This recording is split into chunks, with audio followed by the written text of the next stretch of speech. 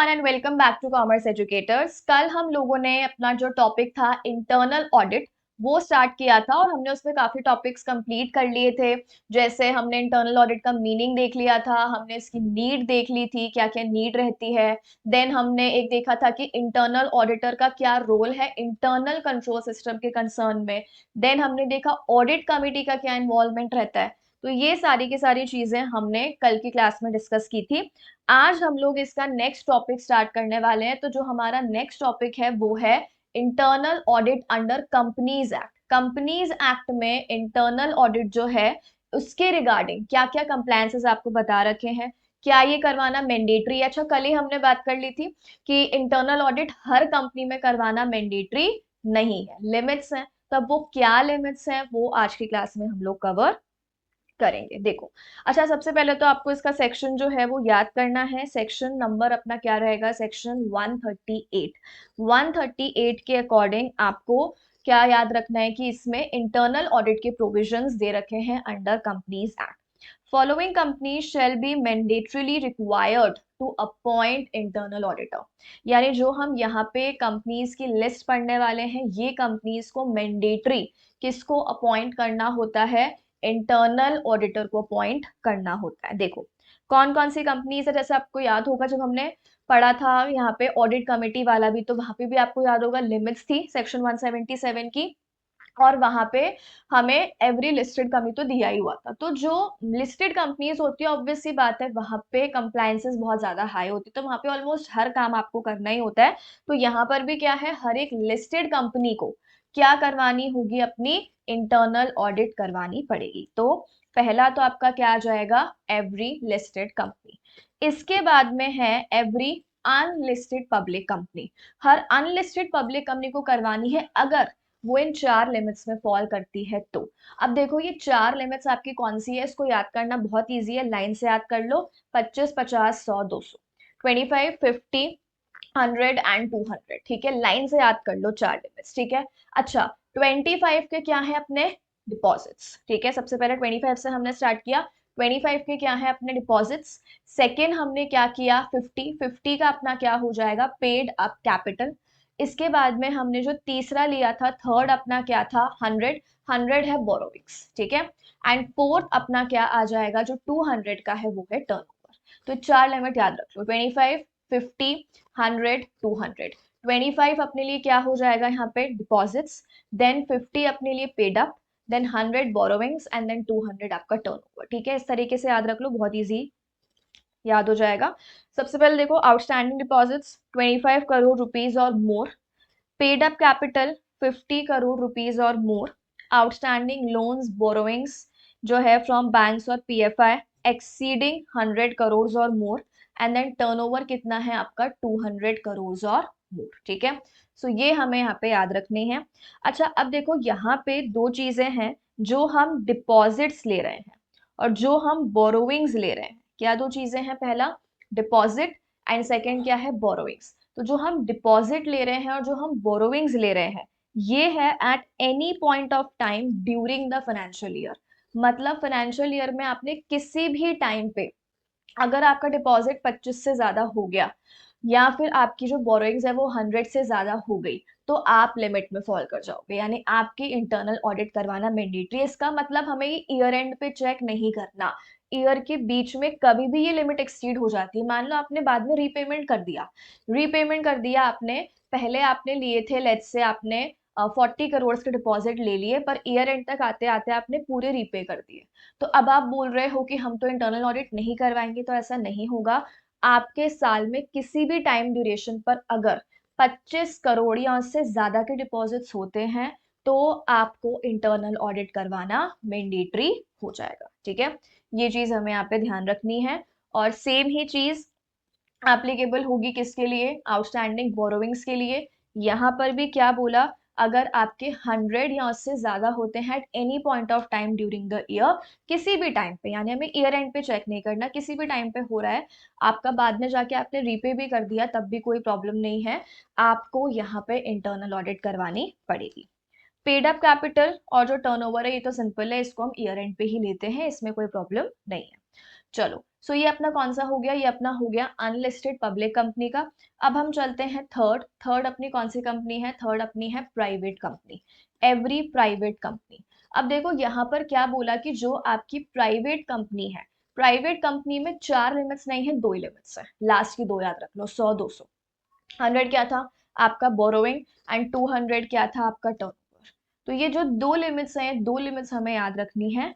तो private company के लिए as it is copy paste कर सकते हो आप। देखो ये वाली क्या बोला, outstanding borrowings exceeding 100 crore at any point of time during financial year, turnover 200 और मोर ड्यूरिंग फाइनेंशियल ईयर, एकदम सेम। ठीक है।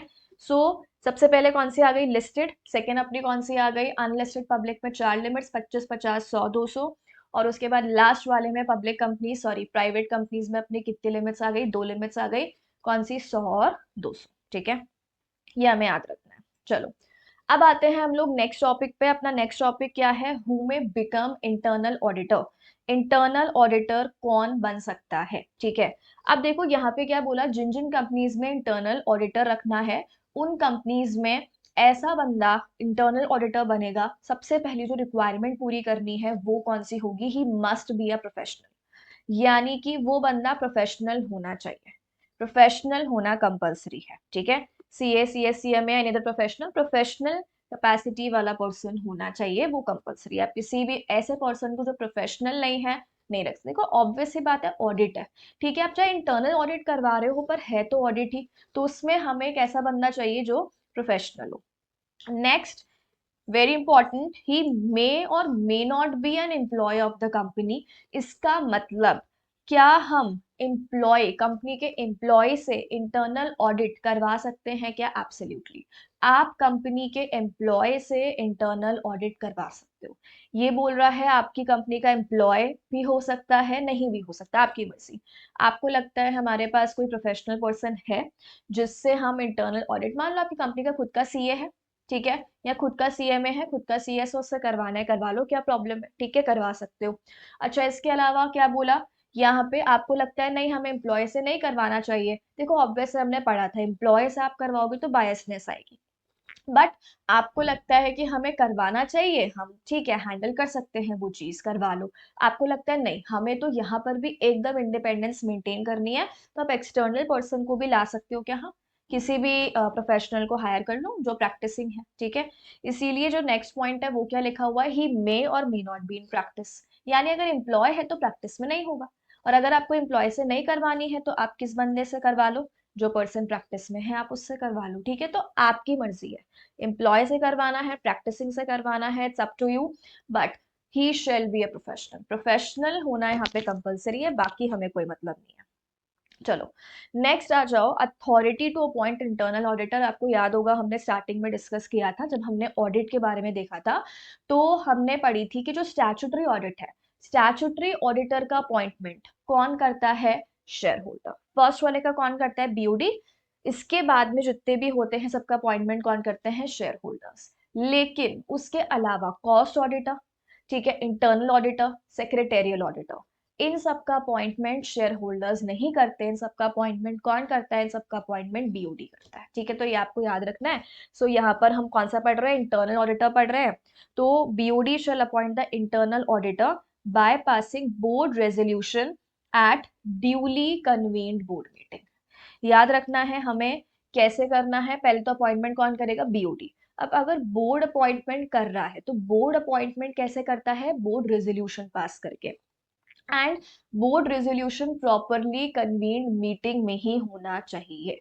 इसका मतलब very important, internal auditor cannot be appointed by resolution by circulation। Internal auditor को हम रेजोल्यूशन बाय सर्कुलेशन से appoint नहीं कर सकते। आपको याद होगा, नहीं तो लॉ में आता है ये, रेजोल्यूशन बाय सर्कुलेशन में क्या होता है, मीटिंग नहीं बुलाई जाती है, हम रेजोल्यूशन को डायरेक्टर्स के एड्रेस पे भेज देते हैं, वो वहीं से ही येस नो जो भी उनका अप्रूवल है वो देके वापस भिजवा देते, तो मीटिंग नहीं हुई। ठीक है, उसे हम कहते हैं रेजोल्यूशन बाय सर्कुलेशन। लेकिन यहाँ पे बोला इंटरनल ऑडिटर सर्कुलेशन से पास नहीं हो सकता है, इंटरनल ऑडिटर के लिए बोर्ड रेजोल्यूशन मीटिंग में ही होना जरूरी है। ठीक है, सो ये हमें याद रखना है। नेक्स्ट तो सिंपल है कि आप जब उसको अपॉइंट करोगे तो आपको एक ई फॉर्म MGT 14 फाइल करना है किसके पास में, आरओसी के पास में। कितने डेज में फाइल करना है, विद इन 30 डेज। 30 डेज कहाँ से स्टार्ट होंगे, बोर्ड रेजोल्यूशन से। अच्छा, एक और इम्पॉर्टेंट टिप आप लोग मिस कर देते हो, जैसे स्पेशली लॉ में ज्यादा हमें देखने को मिलता है। आपने देखा होगा बहुत जगह पे हम ये लिखते हैं कि हमें ये फॉर्म फाइलिंग करना है, हमें आरओसी को देना है, एमसीए को, वट एवर, विद इन इतने days, with in 45 days, with in 60 days, with in 30 days आता है मेजरली। तो हम इतना ही लिखते हैं, विद इन 30 डेज।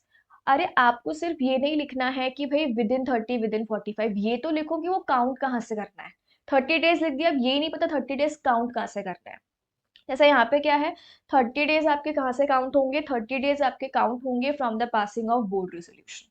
जिस दिन आपने बोर्ड रेजोल्यूशन पास किया उसके 30 डेज में आपको क्या करना होगा, यहाँ पे फॉर्म फाइलिंग करनी है। तो ये लिखना बहुत इंपॉर्टेंट है, with in 30 days of. Of वाली चीज हम मिस कर देते हैं, ठीक है, तो वो हमें ध्यान रखना है। इसके बाद में एक नोट है, private company is not required to file the form MGT 14। Private company को एमजीटी 14 फाइल करने की जरूरत नहीं है। इसका मतलब ये नहीं है बीआर पास नहीं करना, नहीं। प्राइवेट कंपनी को बोर्ड रेजोल्यूशन तो पास करना है, बट प्राइवेट कंपनी को एमजीटी 14 फॉर्म फाइल करने की जरूरत नहीं, ठीक है, ये हमें याद रखना है यहाँ पे। चलो, अब देखो अपना नेक्स्ट टॉपिक क्या है, procedure for appointment of internal auditor, कि हम किस तरीके से इंटरनल ऑडिटर को अपॉइंट करते हैं, प्रोसेस क्या रहेगा। सबसे पहले क्या बोला, आपको ऑडिटर की क्या लेनी होगी, आपको ऑडिटर की रिटन कंसेंट लेनी होगी। इम्प्लाइड सी बात है, मारपीट करके अपॉइंट मत करवाना कि नहीं तुझे हमारी ऑडिट करनी पड़ेगी। भाई जिसको करनी है ठीक है, तो जो बंदा आपकी ऑडिट करने में इंटरेस्टेड है उसकी रिटन कंसेंट ले लो, और आपको भी ठीक लगना चाहिए वो पर्सन, ठीक है। इसके बाद में क्या आता है, ये हमने ऊपर पढ़ी लिया, आपको बीआर पास करना है कहाँ पे, ड्यूली कन्वीन्ड बोर्ड मीटिंग में। तीसरा क्या बोला, inform the auditor about his appointment. आपने बीआर पास करके उसको अपॉइंट कर दिया, तो उसको ये चीज के बारे में इंफॉर्मेशन दे दो कि भाई हमने तुम्हें एज एन ऑडिटर अपॉइंट कर दिया है। नेक्स्ट क्या आता है, file form MGT 14 to ROC within 30 days. Next वो हमने पहले ही पॉइंट देख लिया था कि आपको 30 डेज में क्या फॉर्म फाइल करना होगा, एमजीटी 14 फॉर्म फाइल करना होगा किसके पास में, आरओसी के पास में, ठीक है। चलो, अब आते हैं हम लोग, लास्ट टॉपिक है अपना इंटरनल ऑडिट वाले जो टॉपिक का, powers and duties of internal auditor, ठीक है। अब देखो कंपनीज एक्ट ने ना कोई पावर्स कोई ड्यूटीज कुछ नहीं बताई है, तुम्हारी कंपनी है, तुम्हें जैसे ठीक लगता है वैसे तुम ऑडिट करवा लो। तुम्हें लगता है हमें हमारे ऑडिटर को ये पावर्स देनी चाहिए, तुम वो पावर्स दे दो। हमें उसकी ये ड्यूटीज रखनी चाहिए, तुम वो ड्यूटीज रख लो। तुम्हें तुम्हारे अकॉर्डिंग जो ठीक लगता है वो कर लो। कंपनीज एक्ट क्या बोल रहा है, हम इस मैटर में इंटरफेयर नहीं कर रहे हैं। The Act or rules do not lay down any power or any duties of internal auditor. Powers and duties may be governed by, क्या बोला, तुम्हारी खुद की टर्म्स ऑफ रेफरेंस होगी, मतलब तुमने अपॉइंटमेंट किया होगा तो तुम ही, मतलब कंपनी ही आपस में मिलके with auditor terms and condition decide कर लो mutually between the company and the internal auditor, ठीक है।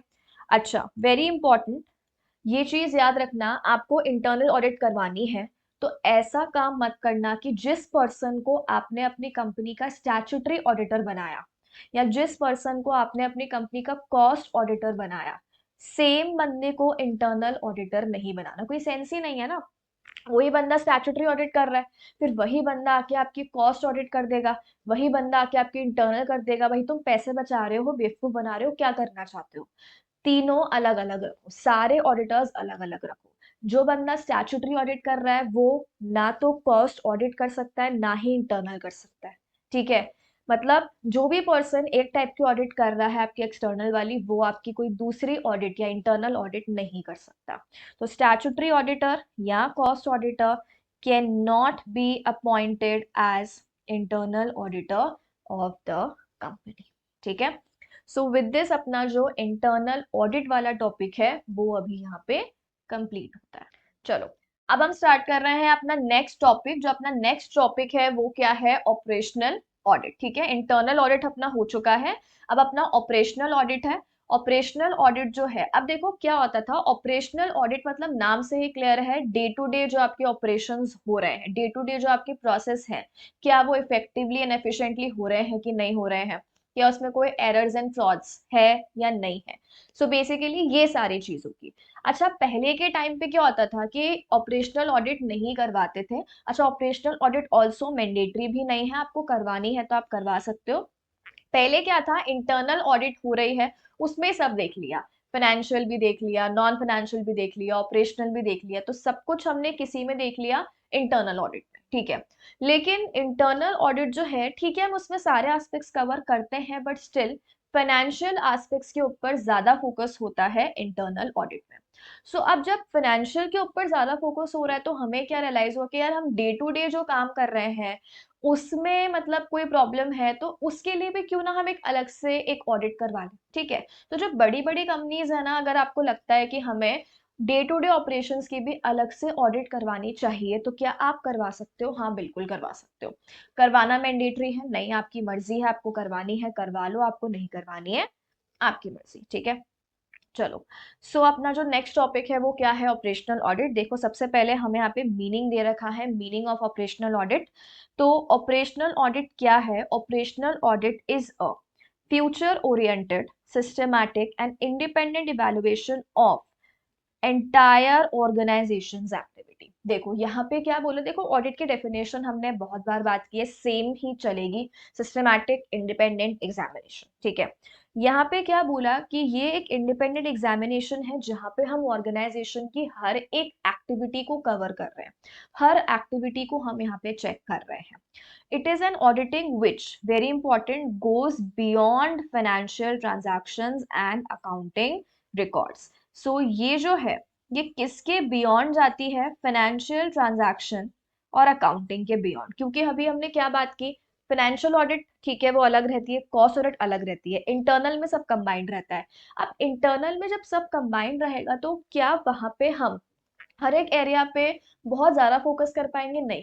एंड इंटरनल में फिर भी जो सबसे मोस्ट फोकस वाली चीज रहेगी वो कौन सी रहेगी? फाइनेंशियल। तो जब हम फाइनेंशियल ट्रांजैक्शंस के ऊपर इतना फोकस कर रहे हैं, तो ऑब्वियस है बाकी सारे एस्पेक्ट्स रह जाते हैं, इसीलिए हम क्या लेकर आए? Operational audit.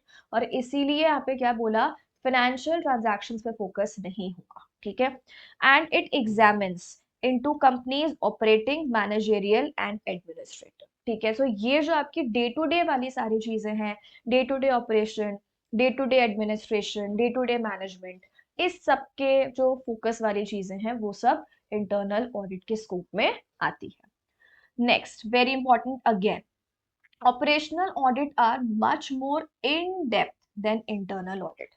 इंटरनल ऑडिट में भी डे टू डे ऑपरेशंस को देखा जाएगा, बट अगेन वापस वही चीज है, इंटरनल ऑडिट में फाइनेंशियल एस्पेक्ट्स के ऊपर फोकस ज्यादा रहता है, वेयर एज ऑपरेशनल ऑडिट में डे टू डे ऑपरेशंस के ऊपर फोकस रहता है। तो अब अगर हम डे टू डे ऑपरेशंस के पर्सपेक्टिव से देखें, तो तुम बताओ, इंटरनल ऑडिट ज्यादा फोकस करेगी, उसमें ज्यादा इन डेप्थ चेकिंग होगी, या ऑपरेशनल ऑडिट जो चीज उसके लिए बनी है, ठीक है, जो चीज जो टाइप की audit day to day operations के लिए बनी है, ऑब्वियस सी बात है वही ज्यादा चेक कर पाएगी। तो यहाँ पर वही सेम चीज है कि इंटरनल ऑडिट में हम डे टू डे ऑपरेशंस को उतना इन डेप्थ एग्जामिन नहीं करेंगे, वेयर एज आपका यहाँ पे ऑपरेशनल ऑडिट में हम उसको ज्यादा करेंगे, इंटरनल में नहीं करेंगे, ऑपरेशनल में हम उसको ज्यादा एग्जामिन करेंगे, इसीलिए उसका जो है वो इन डेप्थ स्कोप रहेगा। Operational audit not only looks at how the things are. देखो यहाँ पे, जैसे आपको याद होगा, इंटरनल ऑडिट में भी हमें सिर्फ गलतियां नहीं निकालनी है, आपको याद है वहां पे हमने कीवर्ड क्या पढ़ा था? Value addition. सिर्फ गलतियां नहीं निकालनी है, हमें वैल्यू क्रिएट करनी, वैल्यू ऐड करनी है। कैसे? गलतियां निकाल ली, उसके बाद सोल्यूशन दो, रेकमेंड करो कि हम इसको कैसे ठीक कर सकते हैं, ठीक है। सो क्या बोला? They operational audit not only looks at how the things are, की चीजें कैसी है, instead in focus on how things could be. Day to day operations अभी ऐसे चल रहे हैं, अभी रिसोर्सेस का ऐसा यूज हो रहा है, और अच्छा हो सकता है, अभी इतनी कॉस्ट आ रही है और अच्छी आ सकती है, अभी इतनी एफिशिएंसी आ रही है और अच्छी आ सकती है। सो अभी क्या है, सिर्फ वो मत बताओ, बेटर क्या हो सकता है और कैसे हो सकता है, ठीक है।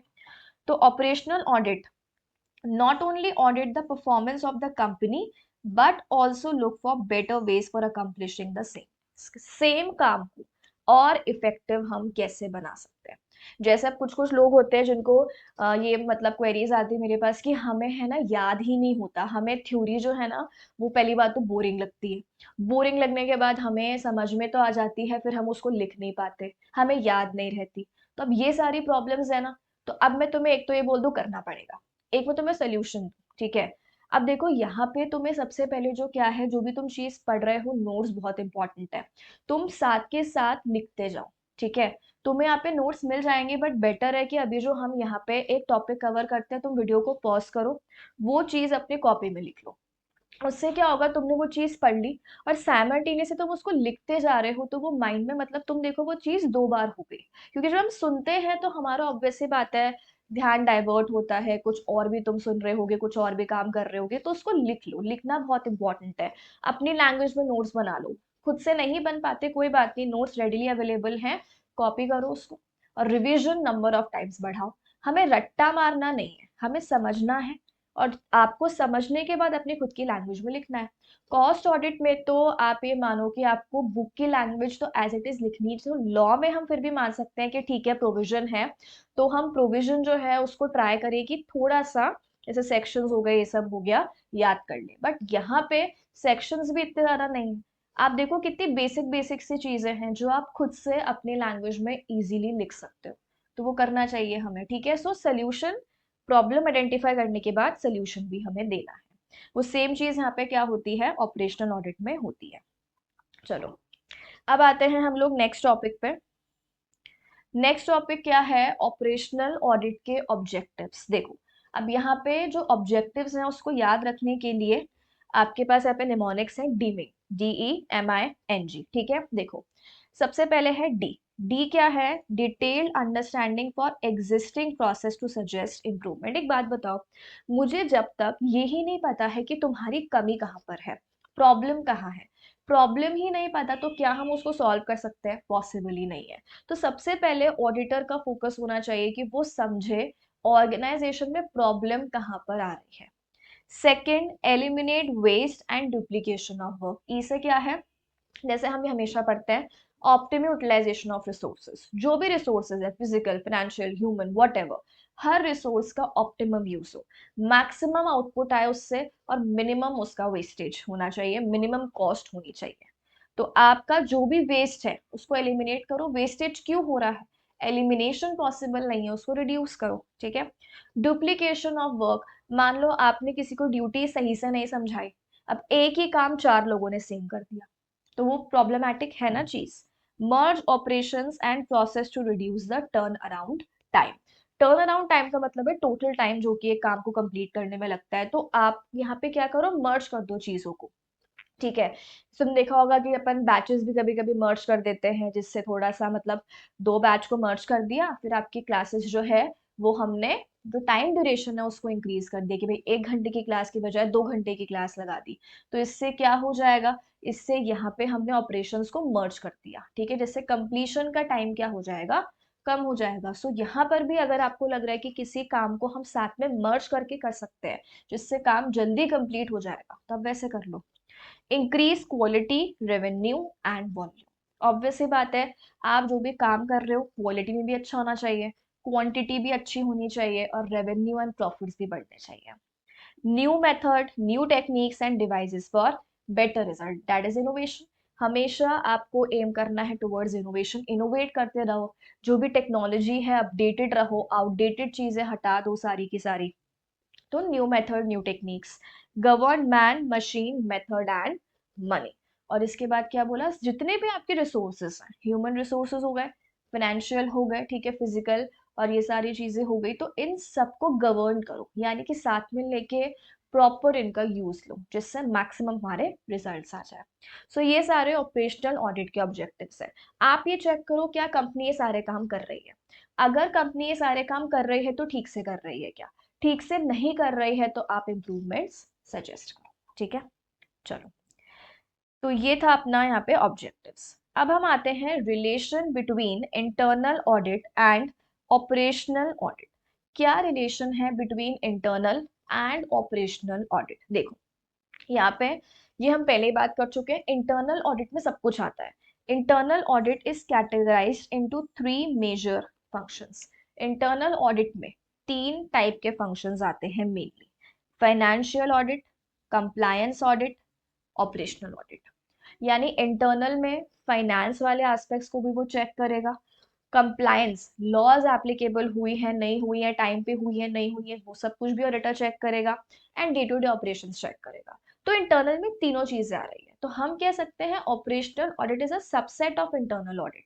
इसका मतलब ऑपरेशनल ऑडिट जो है वो एक पार्ट है इंटरनल का। ठीक है।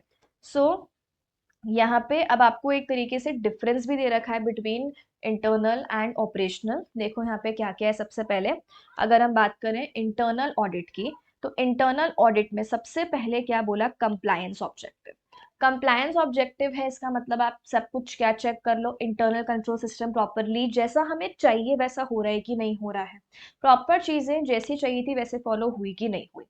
ऑपरेशनल में आप रिस्क आइडेंटिफाई करो और प्रोसेस को इम्प्रूव कैसे करना है वो बताओ।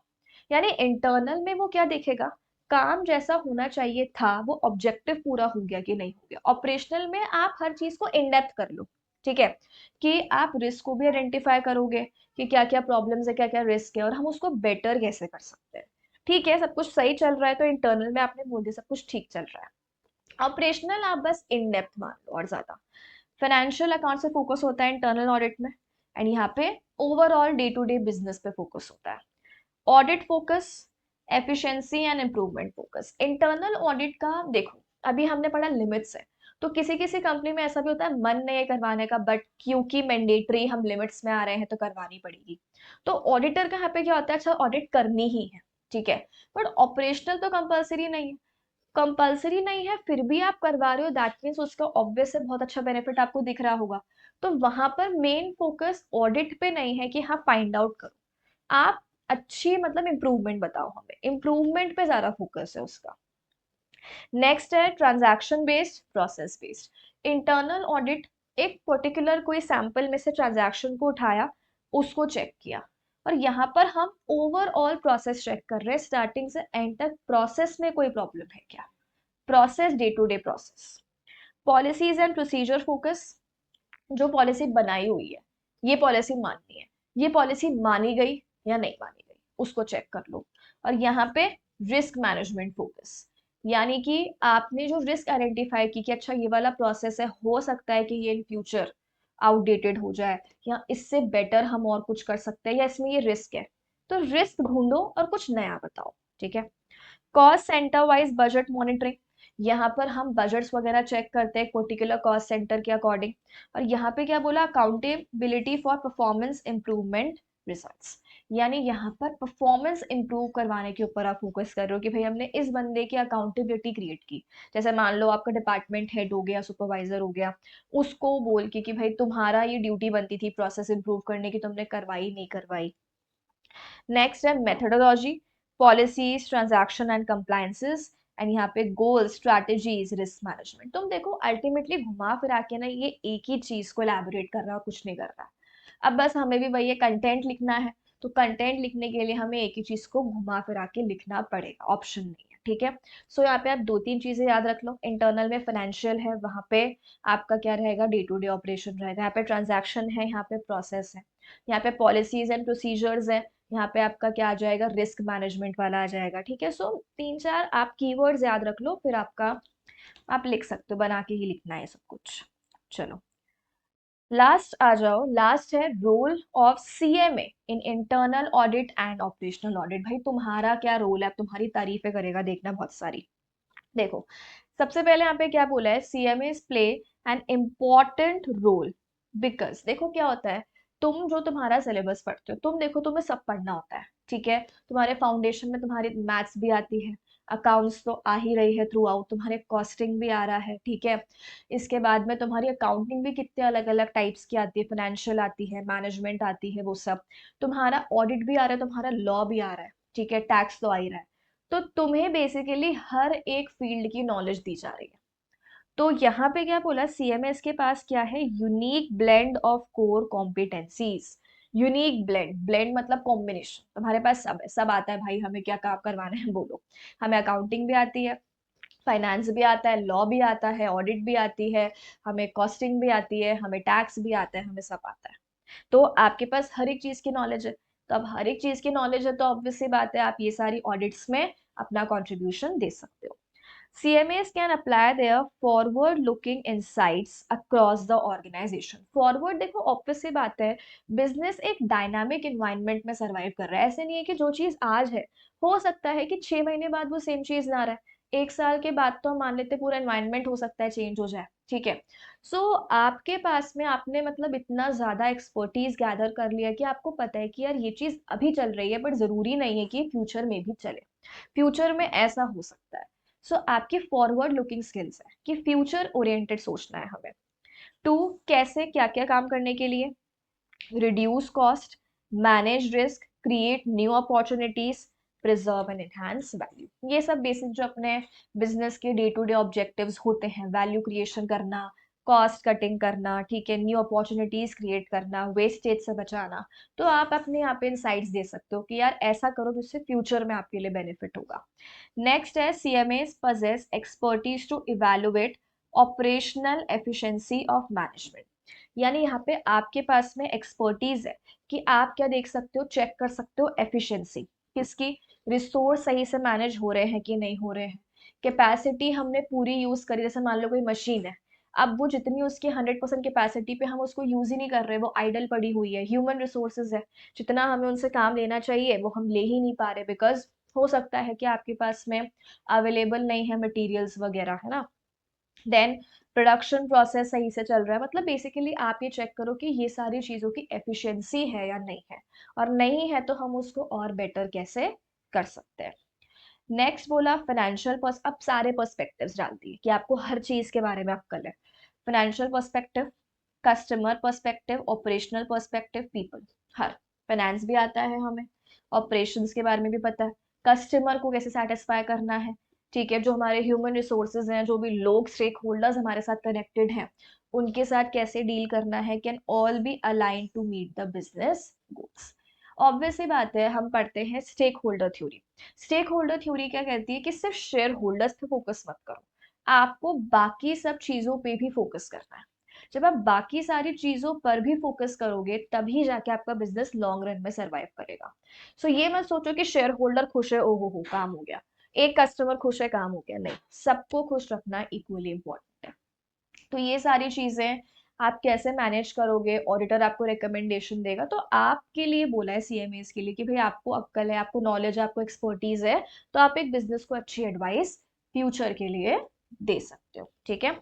सो विद दिस यहाँ पे अपने जो 2 टॉपिक्स है वो कंप्लीट हो गए, internal audit as well as operational audit.